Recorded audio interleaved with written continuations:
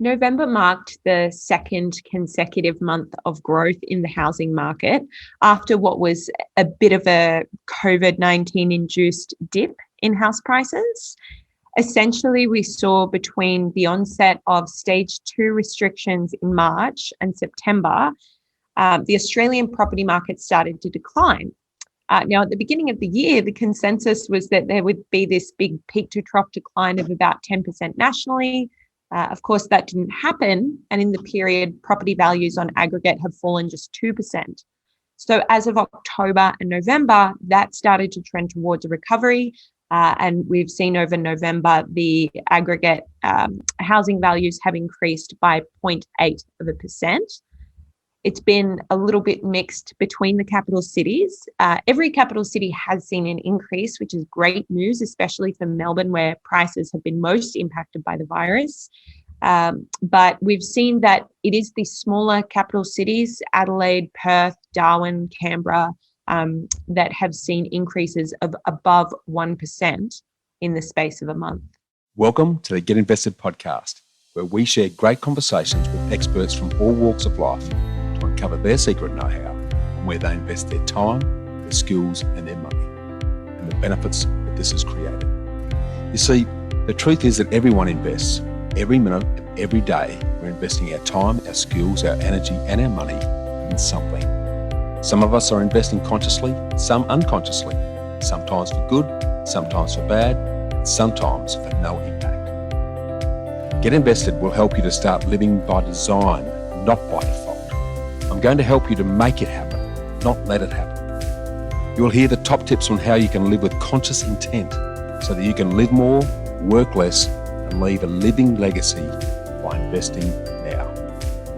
Listen to the show to discover the top tips on how to get started, make the most of your investment journey, and ultimately to be living your dream, not someone else's. More episodes can be found on iTunes or at bushymartin.com.au/get invested.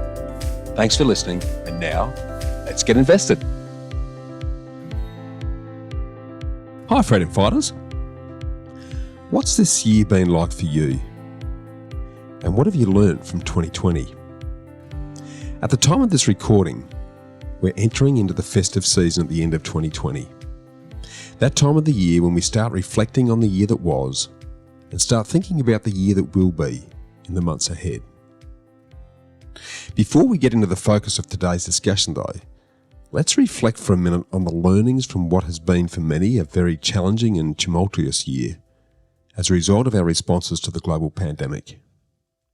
Now, I feel a little bit guilty about this, but for my wife Sonia and I and our know-how property finance team, 2020 has actually been a good year, both personally and professionally.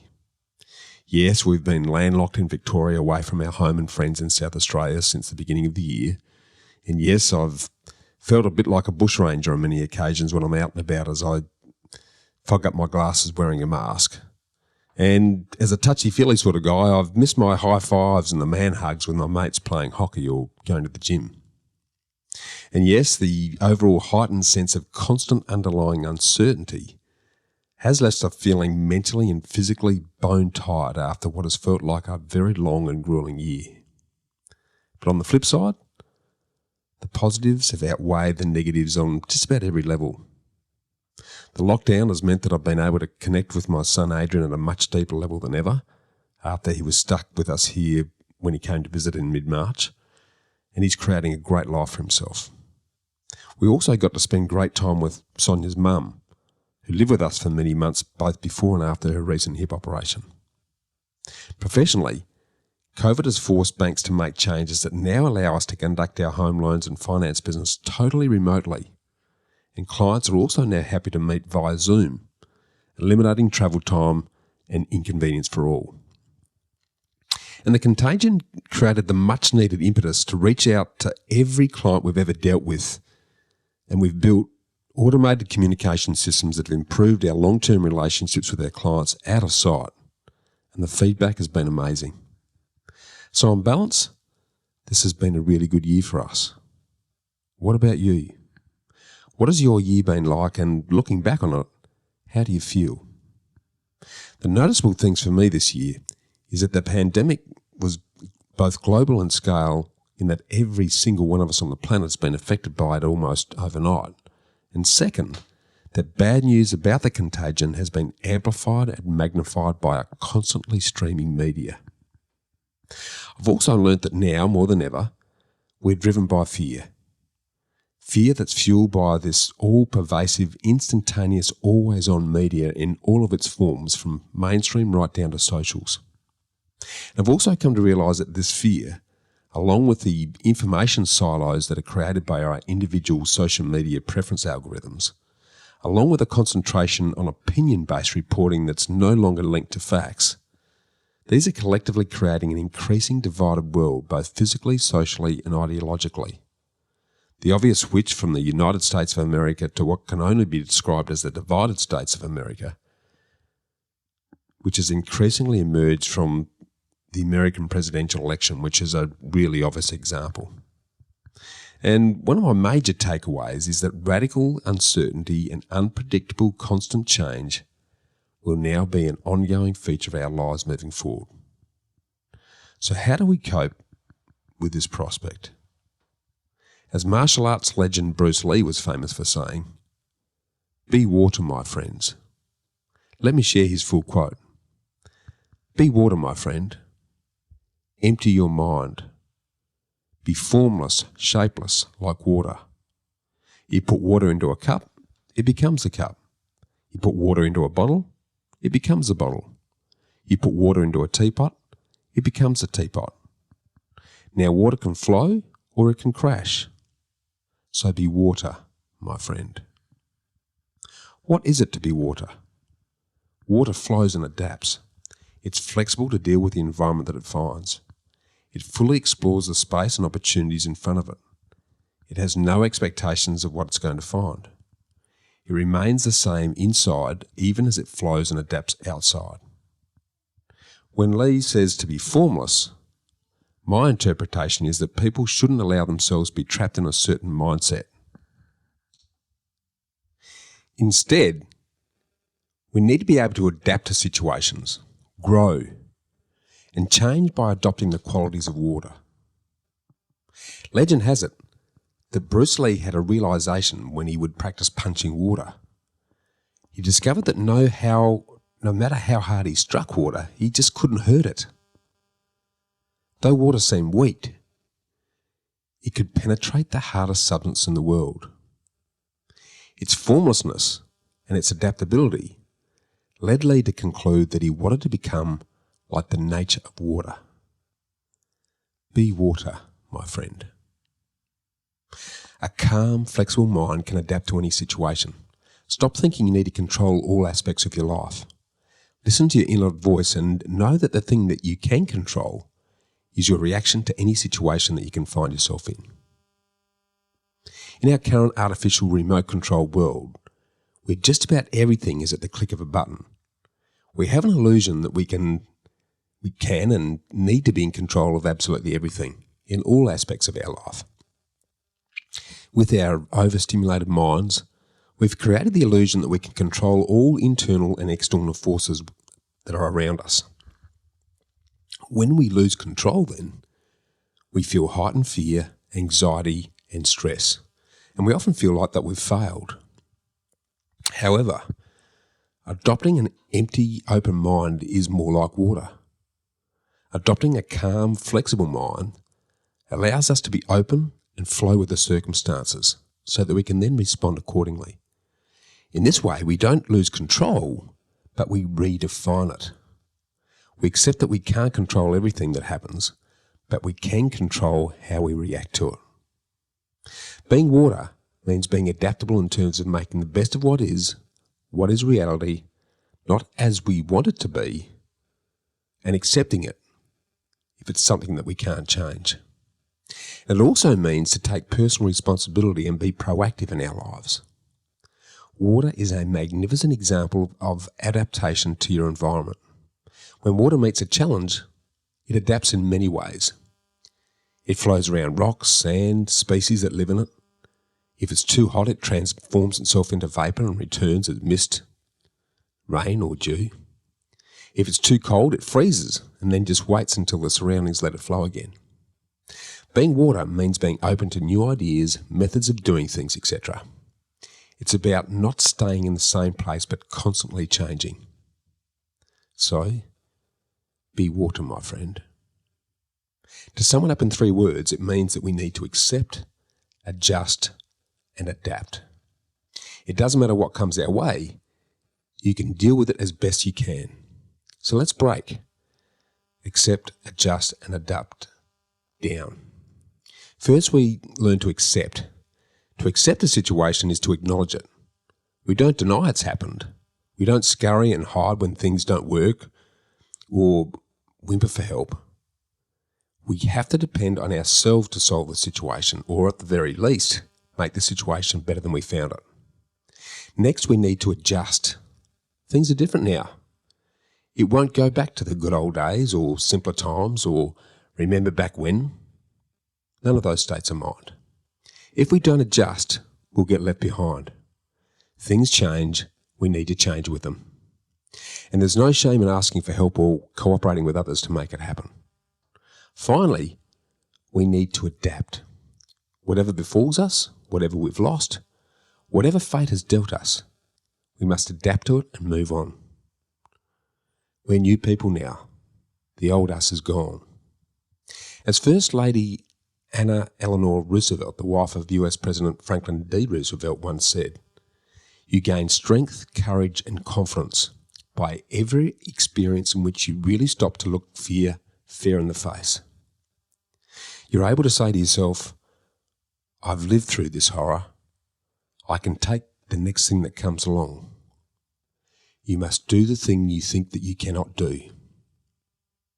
One thing's for sure, this won't be the last pandemic or other form of global shock. But now we're more ready to cope and deal with it. Now more than ever, the future is going to belong to those of us who become adaptable, creative catalysts. Be water, my friend. So in the spirit of getting vested, over the next few episodes, we'll be checking in with expert views from a number of angles to assist you in understanding what has happened and what's likely to happen, so that you can decide what, if anything, you want to do about it, and then make better informed adaptive decisions. To kick things off this week, in our what I'm referring to as our reflective summer series, and given the rare window of opportunity that has emerged with property, we'll replay a recent episode of the Real Estate Talk show that you can also see in full Technicolor video format at channels.realty, that's REALTY, so channels.realty.com.au/real estate talk. And you'll actually be able to see firsthand that I've definitely got a head for radio and podcast. Now, as part of my new regular anchor hosting role on this Australia's most popular property show, Real Estate Talk, this week we start at the macro data level and then drill down to the micro hands-on practitioner level to review property performance across the country at a number of levels. I've said levels about 3 times there. Now, my interviews start with more positive news on the upward trajectory of property across the nation based on CoreLogic's latest Home Value Index with Head of Research Eliza Owen. And we then follow with a drill down to the coalface on what's actually happening on the ground with leading buyer's agent Paul Glossop of Pure Property Investment. And we conclude with his expert thoughts on what is likely to happen with high-end property values in Sydney over the next 12 months. I then share my thoughts on why you should never guarantee your kids if you're helping them to secure their first home. And we conclude on what landlords and tenants need to be doing to optimise their opportunities with property management thought leader Amy Sanderson of Your Porter Connections. To set the scene for our great conversations today, and to refresh you on what's transpired in property across the nation in what can only be described as a very interesting year, I'm going to draw on an adapted extract from CoreLogic's just released Best of the Best 2020 report. There's no doubt about it, 2020 has been a momentous year, in which Australians endured the largest economic downturn since the 1930s and saw 28 years without technical recession interrupted. Several property market trends have emerged through COVID-19 as a result of social distancing restrictions that have been vital in suppressing a greater health crisis. The most obvious of these is that property values have been resilient. As of November 2020, Australian housing values were 1.1% higher over the year, with the estimated total value of residential real estate recorded at $7.2 trillion. While the initial shock of COVID-19 led to a 2.1% decline in national property values between April and September, the trajectory of dwelling values began to recover through to November, and early data for December is showing a continuation of this trend.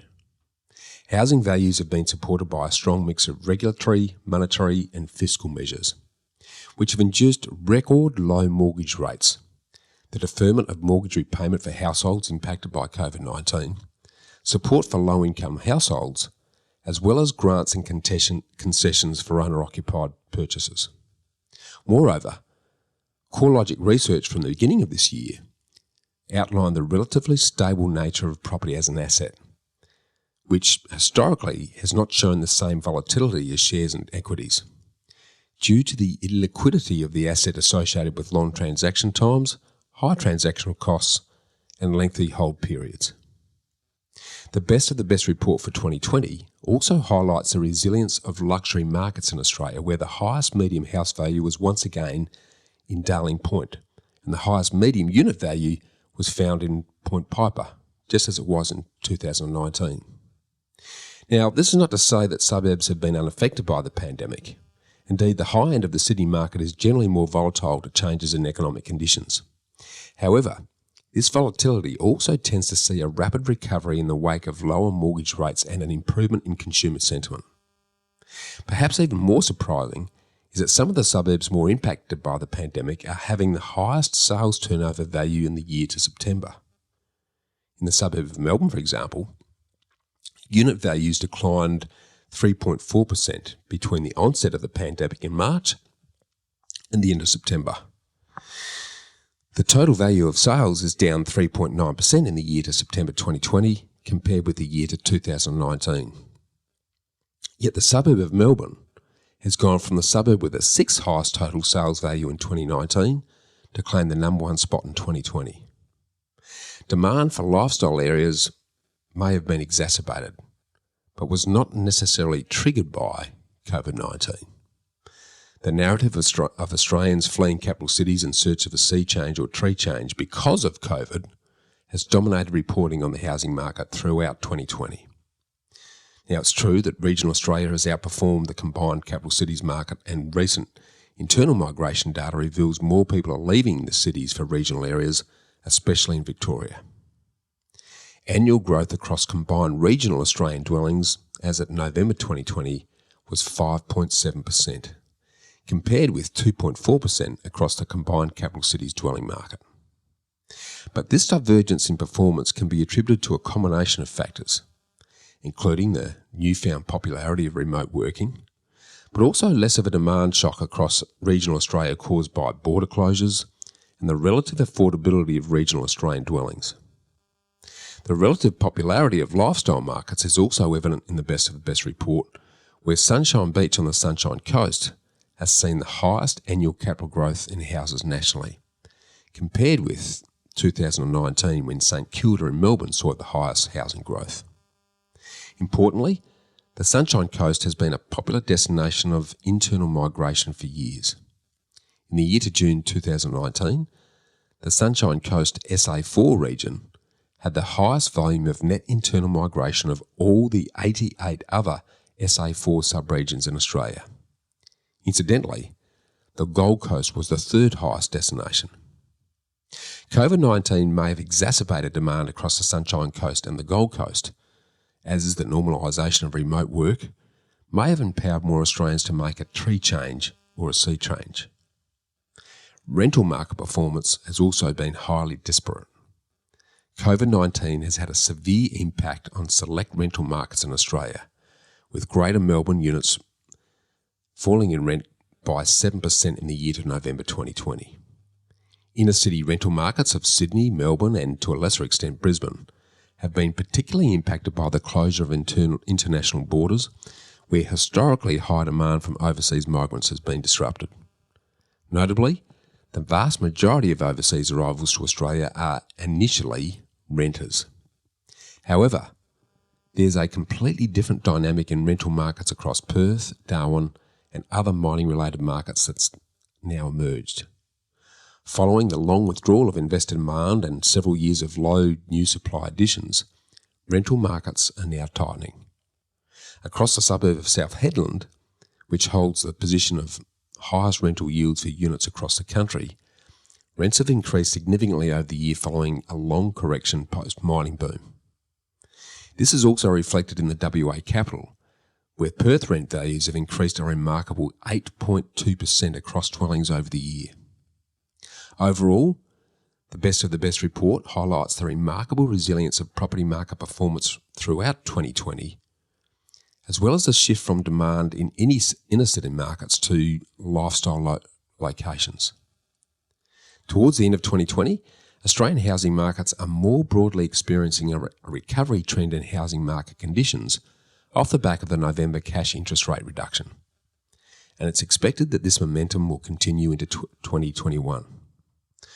So as you can hear, there's some very interesting insights that again reinforce the vast difference between the fearful projections that have and continue to dominate the mainstream press versus the reality of what has actually happened. If there is one other learning you need to take away from COVID in 2020, it's that media-generated fear on a monumental 24/7 scale bears little or no resemblance to reality, and that in a totally media-dominated world, things always sound worse than what they actually are, and most of our worst fears never come to fruition. In many ways, the real virus this year has been fear, and the media has been the medium that has spread it and cultivated it on a never-ending global 24/7, 365 scale. So instead of feeding your fears with endless doses of regurgitated and replayed media poison like an addict, switch it off, allow yourself 30 seconds to breathe, and then get on with creating your own economy by focusing on the positives in each and every situation, because positive activity breeds positive activity. To pique your interest on the great insights that we're about to share through our property thought leaders, today's show is going to inform you on how property values have actually performed with a whip around the country, what factors are driving momentum in the property market. We answer the question on whether growth trends are likely to continue into next year. We dig into the detail on why Brisbane and Perth data is not necessarily showing the full picture of what's actually happening on the ground. We delve into why the Sydney market is showing the strongest growth in years, particularly at the higher end. We chat about which type of commercial assets are going to outperform the market in the next 5 years. I personally share some personal thoughts on why you should never guarantee your kids if you're helping them to secure their first home, before digging into the investor world of landlords, tenants and property managers by answering your key questions around exploring how landlords need to best present their rental properties to attract the best tenants. We investigate what landlords need to look for in a good property manager. And finally, we outline how can tenants stand out from the crowd to secure a property they want. As you can hear, we're going to cover a lot of ground again this week on what has happened and what is actually happening in property across the nation. And in the next episode, we'll share some more in-depth insights from other industry leaders on what's going to happen in property in 2021, so keep your ears out for that. And the reason that I continue to focus on this in the short to medium term is because of my awareness of how important the next few months is going to be to any of you who are serious about securing your financial future by getting invested. If you're still sitting on your hands, while your hard-earned savings and buying power are going backwards sitting in a bank account, whose interest rate is well below the inflation rate, then now is the time you need to be investing in growth assets. I don't care whether you invest in financial instruments like shares or property, but you need to be investing now before you miss the boat. You're really going to kick yourself in a couple of years if you don't take advantage of the rare opportunity that sits right in front of us now. And I say this as a very conservative investor myself, and I don't get excited like this very often. So feel free to reach out to us at www.knowhowproperty.com.au or email me personally at bushy@knowhowproperty.com.au if you want to explore more without any obligation whatsoever. And before we get into it, I also want to ask you another personal favour. In order to help improving these podcasts, I'm looking for your feedback on which episode you've enjoyed most so far and why, along with what I need to be doing more or less of. Your suggestions on topics of interest that you'd like me to explore would be good, and even guests that you'd love me to interview. So hit me up at bushy@knowhowproperty.com.au because I'd really appreciate your feedback. So thanks again in advance. Be water, my friend. And in the meantime, enjoy these great conversations with Eliza Owen, Paul Glossop, and Amy Sanderson.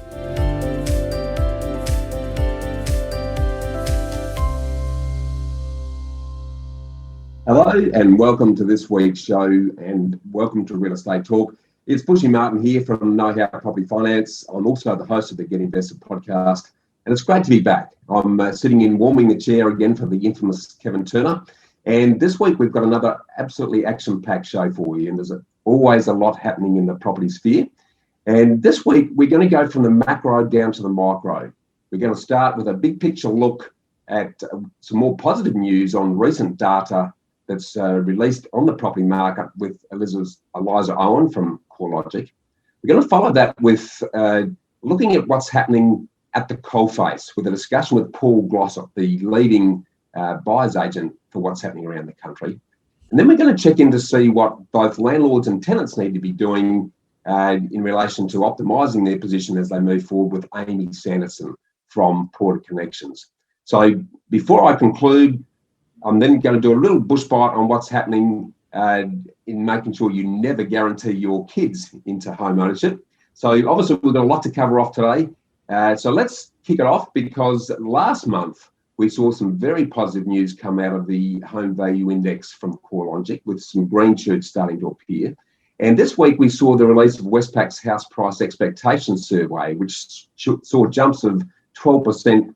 And we're now positioned 5.5% above the long-term average, which is signalling very strong resurgence in housing values. So to see what's actually happening now, we're joined by a Real Estate Talk regular and the head of research with CoreLogic, Eliza Owen. Welcome back, Eliza. Hi, thanks for having me. Eliza, I reckon you must have one of the best jobs in the industry, looking at all the research and the information that's happening. And I always love listening to your insights on what's moving forward. So I know you've just released this month's home value indices. How did property values perform in November? November marked the second consecutive month of growth in the housing market after what was a bit of a COVID-19 induced dip in house prices. Essentially, we saw between the onset of stage 2 restrictions in March and September, the Australian property market started to decline. Now, at the beginning of the year, the consensus was that there would be this big peak to trough decline of about 10% nationally. Of course, that didn't happen. And in the period, property values on aggregate have fallen just 2%. So as of October and November, that started to trend towards a recovery. And we've seen over November, the aggregate housing values have increased by 0.8%. It's been a little bit mixed between the capital cities. Every capital city has seen an increase, which is great news, especially for Melbourne, where prices have been most impacted by the virus. But we've seen that it is the smaller capital cities, Adelaide, Perth, Darwin, Canberra, that have seen increases of above 1% in the space of a month. Yeah, of interest, you mentioned last month that you started to see a little bit of a divergence between the housing and the unit markets. Has that sort of flowed on to what's been happening in November? Yeah, look, we are definitely seeing that houses are now outperforming units. So if we look across the combined capital cities market, for example, the 3 months to November saw a 1.5% increase in house values, whereas units saw a 2% decline in values. I hesitate to say that the whole trend is really divergent, because even though values fell across units, the rate of decline eased. So if you look at the rolling growth rate, it is still starting to come up into an upswing. It's just that the unit values are still declining at this stage. Not much of a surprise there. Unit assets through the pandemic have underperformed due to the fact that they tend to have a higher portion of investor participation. Rental markets have been damaged by the closure of international borders, where we see overseas migrants typically rent when they first come to Australia. So that closure has been a big impact to rental markets, a big impact to unit stock. And then there's just the fact that houses have proven more desirable in terms of the space that they offer, the autonomy, owning the land, all of that kind of added value that you get with houses. I think where the trend is still really divergent, as in you have house momentum rising and the declining units continuing to deteriorate, that's still happening across Sydney. And again, it could be due to Sydney's historic exposure to overseas migration as a source of new housing demand. Yeah, it makes perfect sense. Now, we've seen that last month, I think you mentioned that a number of the capital cities, including Brisbane and Adelaide, actually have exceeded their previous peak in terms of the mean property values. Are you seeing similar moves in other capitals as a result of results this month? Yeah, Bushy, that's exactly right. So we've seen across Brisbane, Adelaide, Hobart, and Canberra, dwelling values are all at a record high. So, this is quite a different trend to, say, Perth and Darwin, where even though Perth and Darwin are now showing quite strong monthly growth rates, and in fact, Darwin has been the best performer since the onset of COVID-19, it's worth recognizing the difference that some of those cities are at a record high, whereas Perth and Darwin are just starting an upswing after what has been about a 6-year correction. So price levels across Perth and Darwin are sort of sitting at where they were around 2006, 2007. Whereas, across Brisbane, Hobart, the ACT and Adelaide, you've got these really affordable markets, somewhat hidden gems in terms of the strong rental and capital growth that have been offered. And they're sort of enjoying that record high level of value as a result. Yeah, excellent. Now, sort of following on from that, it's really pleasing to see some positive moves in the Melbourne market, which is probably the one that's appeared to have suffered most, particularly given the lockdown position in that area. We're starting to see some positive moves there. And what about in relation to sales volumes? I mean, I know that prices were constrained a little bit by limited listings for sale. We're starting to see a significant lift in that. What's that doing to price movements as you're reading it? Yeah, great question. So on the one hand, part of looking at the housing market through COVID-19 has been looking at values which weren't very affected. The other side of that has been transaction activity, which really is much more volatile and has been much more impacted by, I think, both the physical restrictions on transacting property that come from not being able to hold open homes, not being able to host on-site auctions, but also just the general feel of uncertainty that would have put buyers and sellers off during this time. So in the transaction space nationally, we saw an enormous dip in sales volumes from March to April, about a 30% decline in the space of a month, which is huge for that time of year.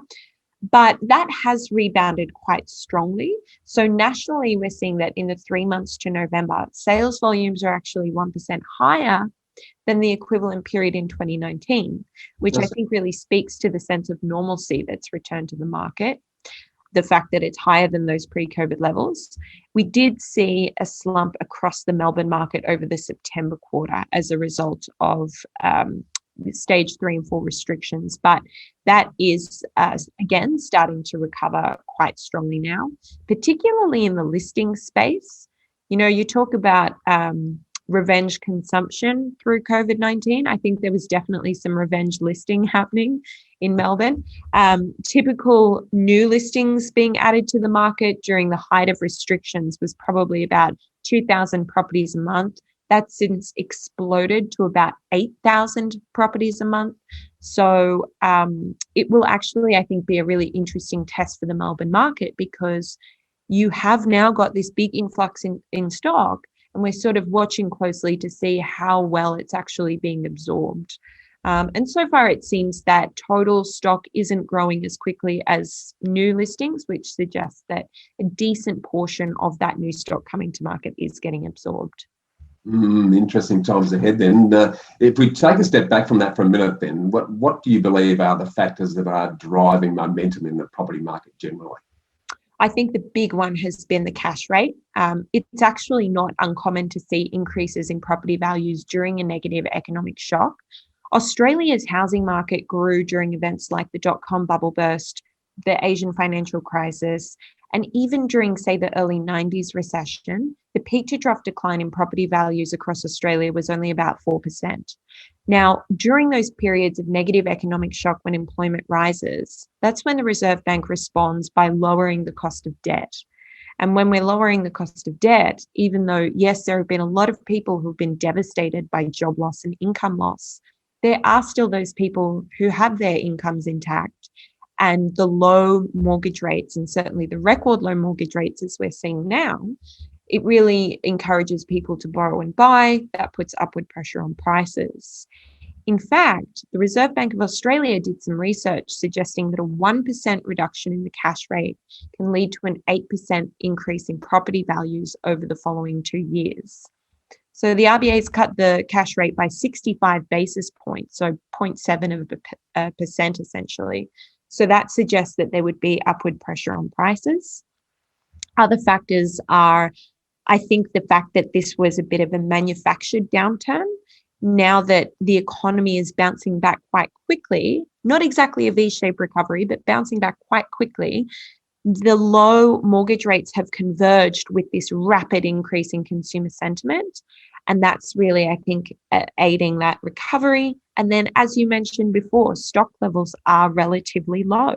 So you've got a time where demand is rising against very low levels of stock available, particularly in regional Australia. The stock on market is around 30% below what we would have seen at this time last year.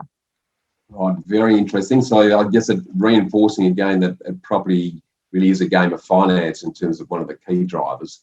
And of course, we're likely to see further loosening in relation to increasing potential borrowing capacity with the changes in legislation that are likely to come in March next year. So the question that's on everyone's lips, Eliza, is the growth trend that you're seeing likely to continue into next year as you see it?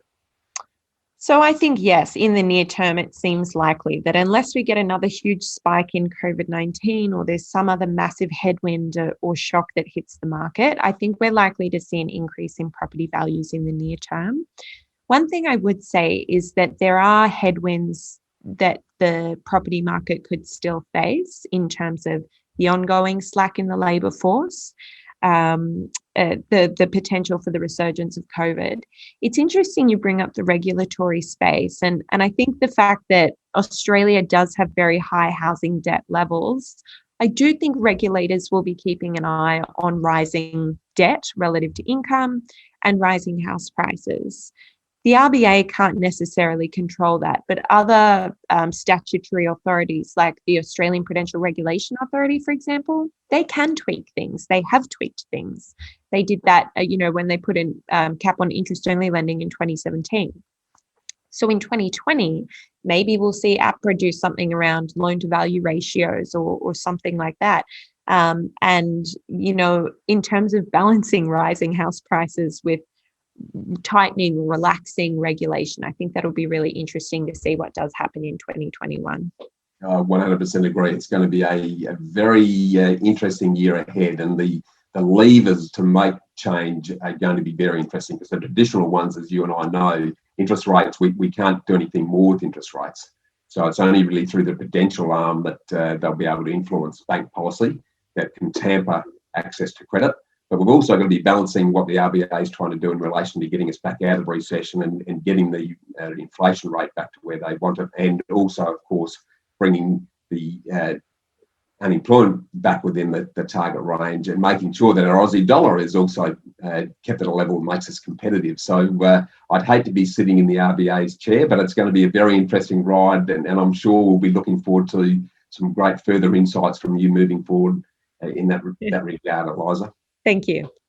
Excellent. Great to have you. Now, stay with us, because after the break, we're going to get out the microscope and have a chat to a leaders buyers agent, Paul Glossop, on what's happening at the coalface. So stay tuned, and this is Real Estate Talk.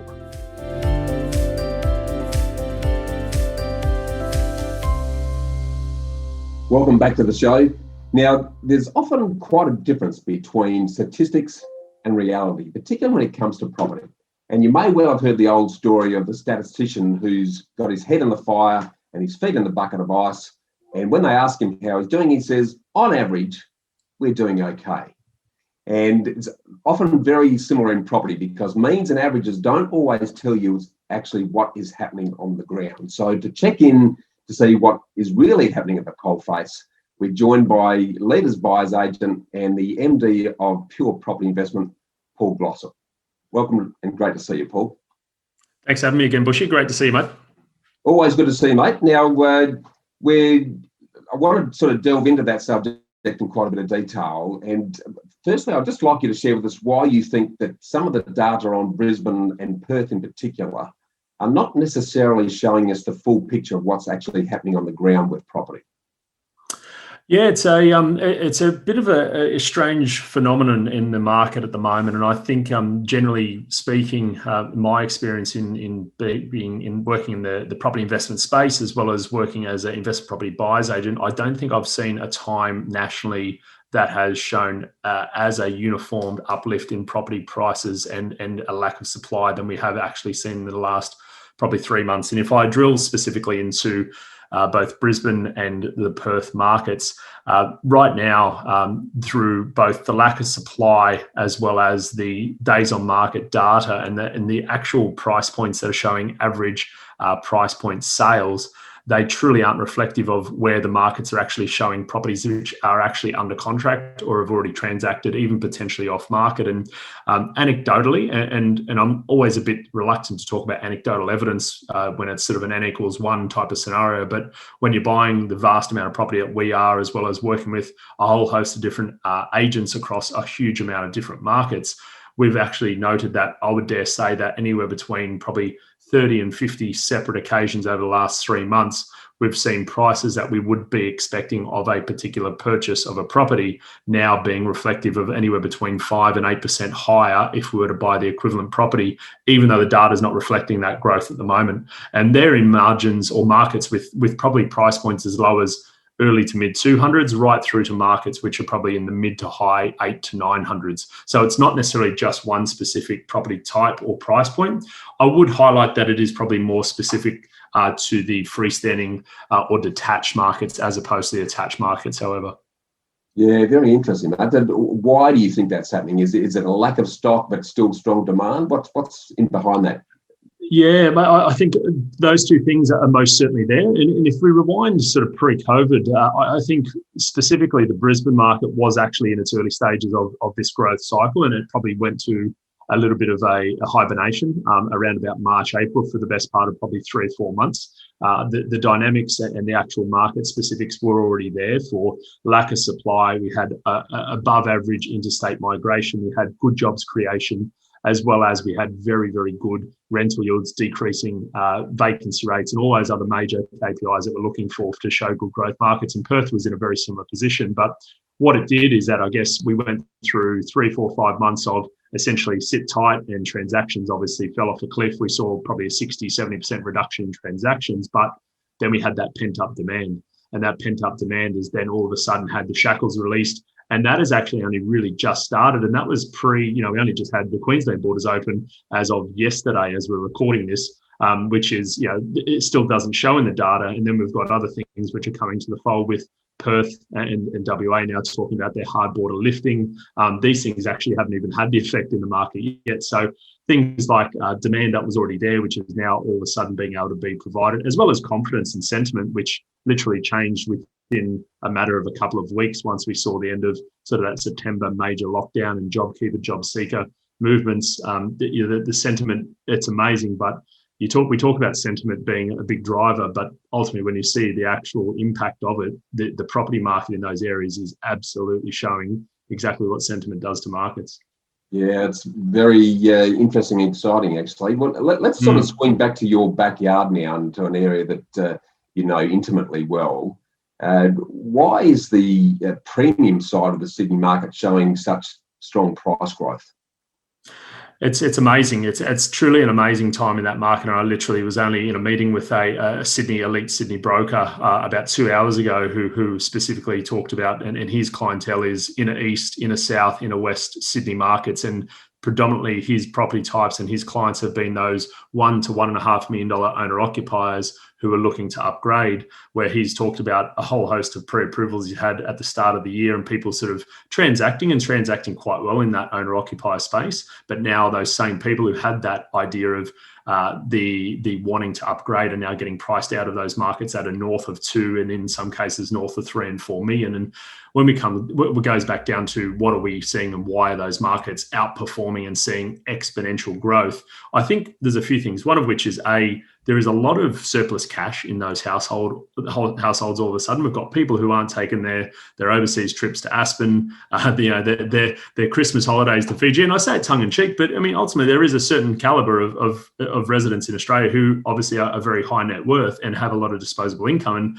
they literally haven't been able to spend it. So they can't spend it on holidays. They've also realized that the change in the dynamic from COVID has forced a lot of those white collars and professionals to say that this isn't a temporary solution or a temporary scenario where I don't have to actually potentially go into my office 5 days a week. So I'm actually spending more time at home. So I'm prepared to invest more in actually where I live now, but also where I work a lot more.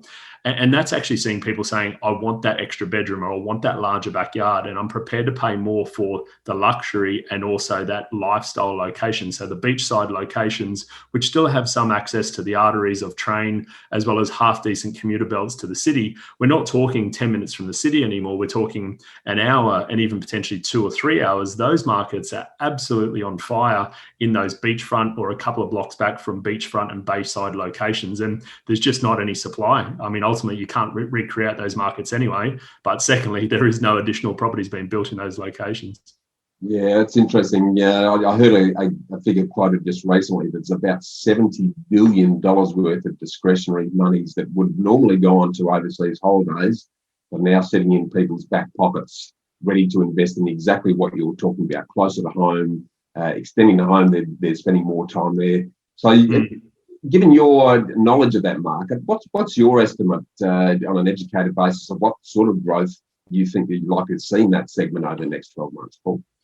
But I truly expect that, seeing what we've seen over the last 2 months alone in some of those higher end markets, and I speak about Sydney, but I know that parts of the inner city Brisbane and inner city Melbourne markets are most certainly there. And I haven't necessarily got the same intimate knowledge of the Adelaide as well as Perth markets, but I am anecdotally again aware that there has been similar movements there. But if I speak towards Sydney specifically, what we're referring to now, and data that actually hasn't flowed through yet, I actually wouldn't be surprised if we saw 10% growth by the middle of next year, not necessarily the full calendar year. And I've already seen it in certain properties that have transacted in the last 2 months. I've seen anecdotally again, 10% growth in properties that would have transacted far less only 2 or 3 months ago. And we haven't seen the effect of potential stamp duty changes, responsible lending laws, which haven't had an impact on the market yet. You know, these are things which, if you start to add that fuel to the fire, I don't see why we shouldn't be expecting 10% at a minimum for the next calendar year.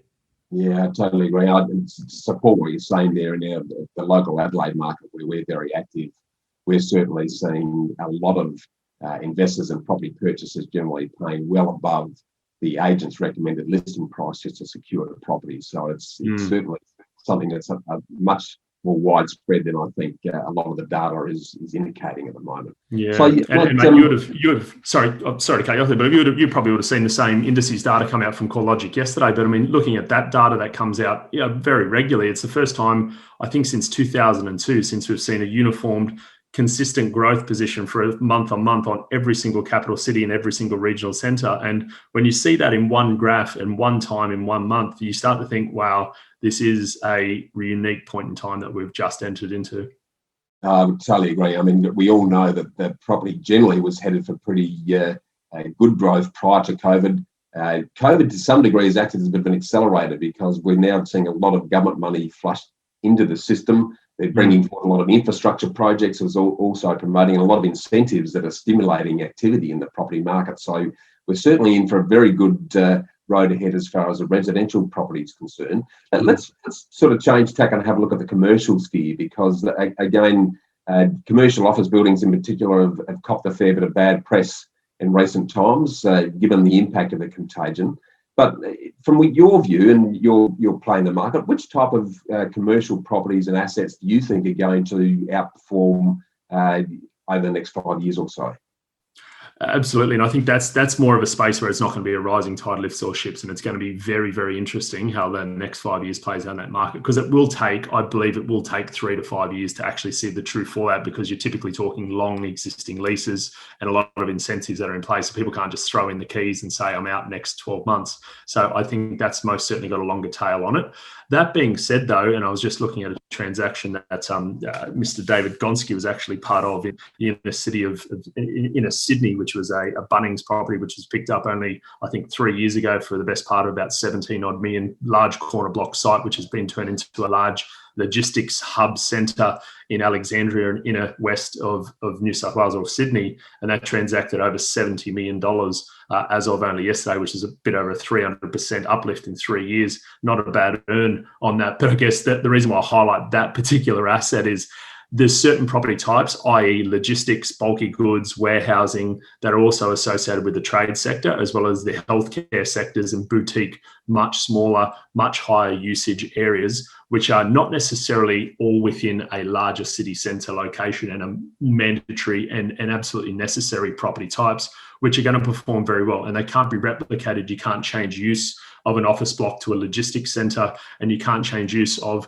the local GP's office to a larger multi-density office in the city. So there's certain properties which can't be reappropriated easily, which I think are going to be the ones which will still stay solid. But the reality is that we actually see that there's a certain huge amount of cohort of property, i.e.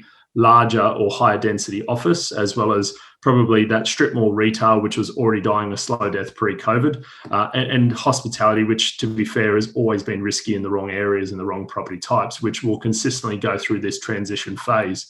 I think the strip mall and potentially even that Westfields type of property, which are the Stockland's larger shopping centres, which are the really interesting ones, those along with the high density office blocks, which I personally am unsure as to what the future holds in that. Now, I don't necessarily suggest that we're going to see some of those scenarios that we're seeing over in the Midwest of America, where you've got the Targets and the Sears that have been sold and will literally never be reappropriated. We're not the same country demographic as that. We never will be. We're just too dense in certain pockets.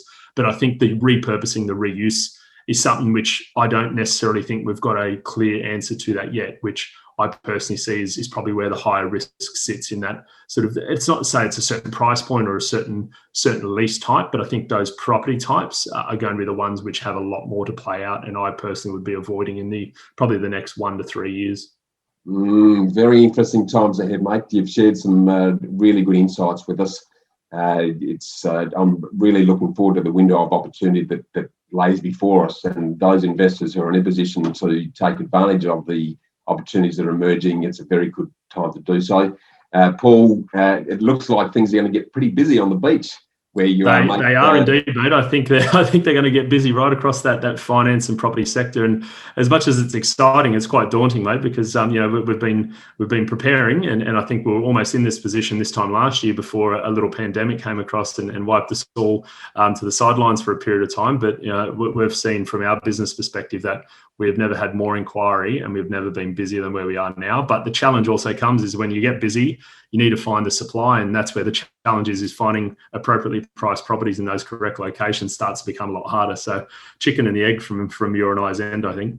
It is. No, that's awesome, mate. Look, I really appreciate taking the time out of your busy day. For those listeners who want to learn more about Paul, he's written a fantastic book, The Surfer's Guide to Property Investment. He's an active surfer, and it's all about lifestyle as it is for yours truly. So really thank you for spending some time today, and we'll look forward to talking to you again soon on Real Estate Talk. Thanks, Paul. Absolute pleasure, mate.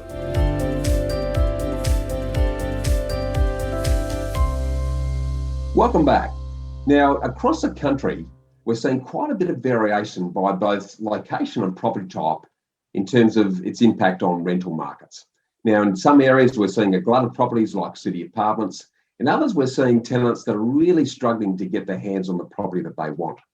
So to discuss how both landlords and tenants need to optimise the opportunities to better position themselves in the market that we're in right across the country, we're joined by property management industry expert and someone who has been the head of a network for the largest trusted franchise in the country for many years before recently moving across to Your Porter Connections. And I'm talking about Amy Sanderson. Welcome aboard, Amy. Hi, Bushy. Thanks for having me. Really good to have you on today. Now, Amy, let's start with landlords to have a look at what they need to be doing in relation to presenting their properties to make sure they're securing the best tenant. What's your thoughts there? Absolutely. I think every investor with their property, they need to put themselves in the headspace of, would I actually live here? Now, forget the location, forget what the property makeup is, but having a look at whether the home is inviting for people coming in, because essentially we need to remember that tenants want a home and we need to make it feel that way. So it might be a simple lick of paint, it might be new carpets, it could even just be a carpet clean, having a look at what the light fittings are, the window coverings, and just making sure that it feels homely and really giving that first impression, making it right and making it great. Yeah, it's really good to try and get fresh eyes on it because, if we've owned the property for a while, often we stop seeing what the property really looks like. And it's something that I often suggest is to get a good property manager to come through and have a look at the property with you. And they can often point out the good, the bad and the ugly and some very simple things that can really improve the appeal of the property as far as a tenant's concerned. So now, while we're talking about property managers, as you and I both know, property managers make or break the experience as far as holding onto an investment property is concerned. So given the importance of a property manager, what do you think landlords need to look for in finding a good property manager to look after their property? Essentially, you want to find someone that you like and that you trust, because at the end of the day, you're going to have a relationship with them and you want to be on the same page. A lot of people will say to me that they want the cheapest agent. They don't want to pay a lot of money for it. And I have to say the cheapest agent isn't necessarily the one who costs the least. The cheapest agent is the one who puts the most back in your pocket. And so when you're looking at and interviewing property managers, you want to see how on the ball they are in terms of, where is the current rental market sitting? Now, Bush, you mentioned that, across the country, there are a couple of different speeds that the rental market's going. We've got metro CBD where we've got huge vacancies, where we're having to really struggle to find people, to out in the burbs and our regional areas where we can't keep up with, the need for properties. There's so many people wanting them. And so as an investor, you need to have a property manager who is going to guide you in the best possible way to position the pricing of your property to maximize that return. So you need someone versed in that. You want to make sure that they are connecting you with a sales agent on a regular basis so that you can keep abreast of what the sales price of that property would be. You want them to connect you with a home loans, a mortgage broker, so that, again, you can make sure that you're consistently reviewing that mortgage that you're on and making sure that it's structured in the best way for you. Your insurances, your household utilities, having all of those things in play. And that's where, my job at Your Porter kicks in a little bit, because we can help agents help the people in their local communities in terms of what's happening with a lot of those insurance policies and the connections of the property, not just setting up brand new policies and connections, but also to a regular review. So for example, I did a couple of electricity reviews today. I did one last week. It was saving someone 36%. And one today was a whopping 46%, massive, which is huge in the scheme of things. It's much better in someone else, in your pocket than, an energy retailer. So you want a property manager who is going to introduce you to the right people, again, to make sure that you're getting that money back in your pocket.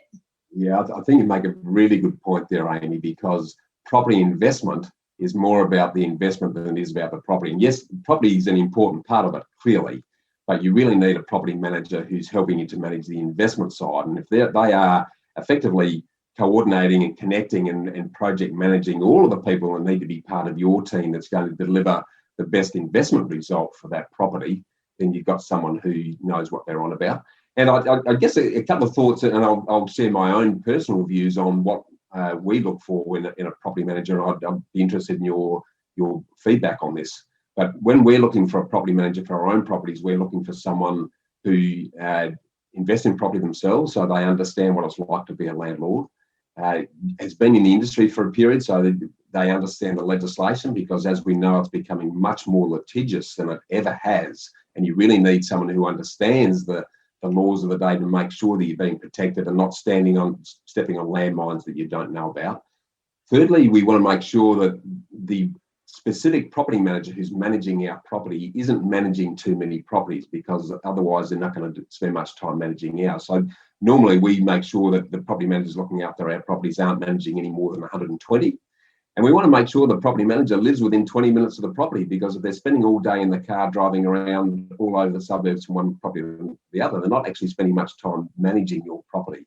So there's some of and the final thing, we try to find someone who's managing the property end to end. We're not big fans of the sort of pod system where you've got one person doing leasing, one person doing maintenance, one person doing the admin, because there's too many links in the chain.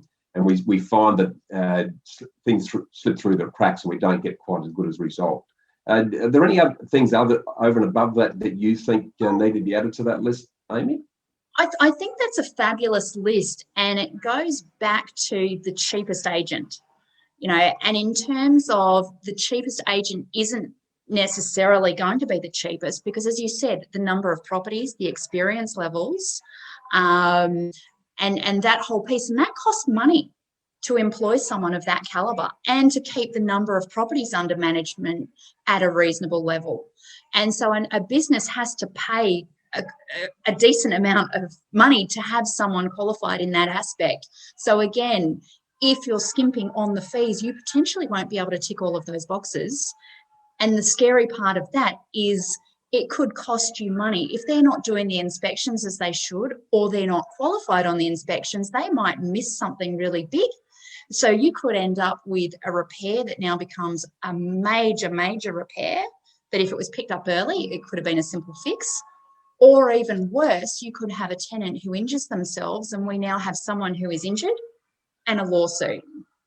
Yeah, spot on. That's really good advice. And so flow on from that, if we put some perspective around this, I heard a really good property manager say to me recently that the difference between a property manager that charges you 8% to manage your property and 11% to manage your property on the average place is about the cost of a cup of coffee a week. Yeah. That's all we're talking between an agent that's funded to a level to do the job properly and one that is really going to struggle to service because they're spreading themselves too thin. So absolutely. Made some excellent points there. Now, I'd love to sort of conclude by having a look from the tenant perspective, because again, in certain areas around the country, tenants are really struggling. There's really tight vacancies in a lot of areas, particularly, as you mentioned, the metropolitan locations. How can tenants stand out from the crowd in their rental application to make sure that they're positioning themselves best to secure a property that they like, Amy? Absolutely. So preparation is key. And before you go and look at a property, you want to be prepared. So I always keep in the back of my mind, what are the things that a property manager or an investor want to look at in terms of a tenant? And the two main criteria are their ability to pay the rent and their ability to maintain the property. So while an agency will give you an application form and it will have certain boxes that you need to fill in, and don't get me wrong, if you can fill those boxes in, fill them in. But there are many situations where it's like, I don't fit into the boxes.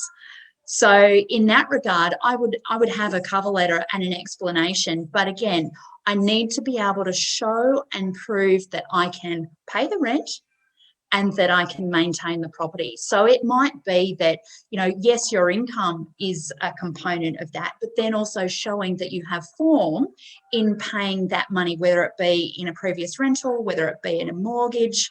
You might, in terms of income, and it's not just about having a job. It's like, where does that money come in? So it might be that, you've got a pension. It might be that, you're self-employed, in which case your accountant is going to kick in and give some of that information required.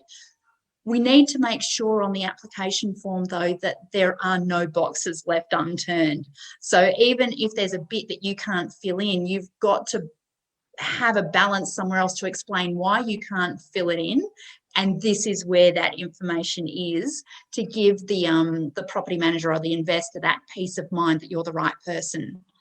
Now, that's well and good, Bushy, but the problem is we have got this situation where, at the moment I'm travelling up the east coast of Australia. So I'm travelling from Sydney up to the Gold Coast at the moment. And I've been talking to agents along the way, and there is such a shortfall in properties. I caught up with a lady the other day in an office, and she was catching a bus to Sydney every night so she had somewhere safe to sleep. And I was helping her, how do we fill in your application form so that we can get your best foot forward? But the problem is not with her application form, there are just not the properties available. Yes. And so, there was a whole realm of other places that I was helping her, because again, we just want everyone to be safe and secure. But in terms of when you're looking at properties, have your application ready to go and go and have a look at everything you possibly can. So this whole idea in a tight market where there isn't much on offer, you can't be fussy. You might have your wish list, but you're going to have to work on what you negotiate and get out there and see as many properties as you can and apply and apply and apply. And I would be staying in touch with the agents too, because sometimes things don't hit the internet. They leased them before. So you want to stay front and centre. I think you make a very good point there. If you're relying on the application, which is often read in cold, then you're not really getting the property manager who's making that decision is not really getting a sense of who you are. If you're actually fronting up and talking to the property managers on the ground and building a relationship with them, then they're more likely to be looking at you versus someone unknown that they're reading on an A4 sheet of paper. Amy, you've really given us some great insights today. There's things that landlords can take away, that tenants can take away, and a better understanding now of what to look for in a good property manager. Thanks, Amy. Thanks for having me. That's another wrap for this week's great show. Before we sign off, I'd like to give another massive thanks to Eliza Ryan from CoreLogic, to Paul Glossop from Pure Property Investment, and to Amy from Porter Connections for sharing their very valuable time and their really great insights on how to better position yourself in what's happening in the exciting world that is property right now. I'm Bushy Martin from Know How Property Finance. I'm also the host of the Get Invested podcast, so feel free to come and join me and listen to some deep dive conversations with successful investors at all levels. You enjoy a great week. We'll look forward to seeing you soon. This is Real Estate Talk. Well, freedom fighters, how good was that? To get a summary of all this investment gold in the show notes, just email me on hello@khgroup.com.au. It's hello@khgroup.com.au. Or check us out at www.bushymartin.com.au/Get Invested. I look forward to joining you next week for another episode of the Get Invested podcast. So thanks for listening, and as always, dream as if you'll live forever and live as if you'll die.